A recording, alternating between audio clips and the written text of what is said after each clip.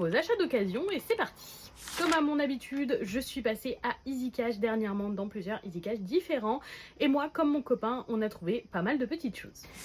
On commence avec La Malédiction de l'Oracle, édité aux éditions Nathan. Je l'ai trouvé pour 20 €, il était neuf sous blister au lieu de 28.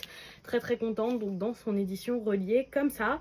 Ça va être une histoire un petit peu de mythologie et franchement le livre est juste superbe.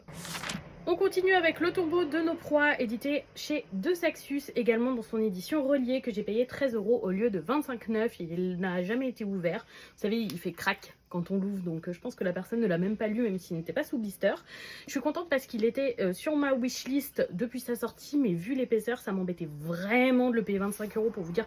Les deux là, c'est censé être le même prix, donc voilà, c'était vraiment cher pour l'épaisseur proposée, mais là, 13 €.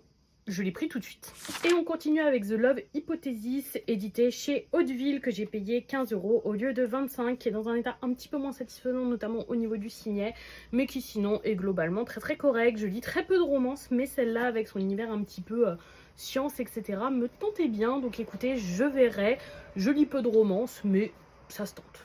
On passe aux achats de mon copain. Dernièrement, il a fini l'édition Hokage de Naruto. Il voulait donc se lancer dans Boruto, édité chez Kana. Il a pris les 5 premiers volumes, ce qui lui permet de commencer le titre parce qu'il avait vraiment pas envie de regarder l'anime à cause de tous les fillers, donc il va le lire.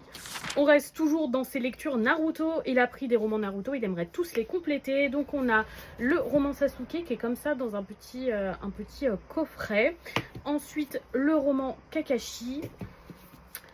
Les nouvelles d'Akatsuki, il est vraiment très chouette lui. Le roman de Jiraiya, pareil, j'aime beaucoup. Et La véritable histoire d'Itachi, c'est le volume 2. Il lui faudra donc le volume 1.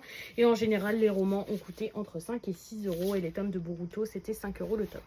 On termine avec un petit achat qui n'est pas un achat d'occasion, mais j'en profite pour vous le présenter en même temps que le reste de ses achats, vu qu'il achète très rarement de manga.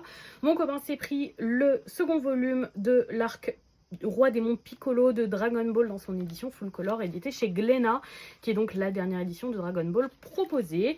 Il a déjà vu l'animé, mais il apprécie beaucoup cette édition, donc il l'a pris. Et voilà pour ces quelques achats. Dites-moi si vous avez lu ces titres ou certains vous tentent, je serais curieuse de vous lire dans les commentaires. Et surtout, je vous souhaite une bonne soirée tout le monde.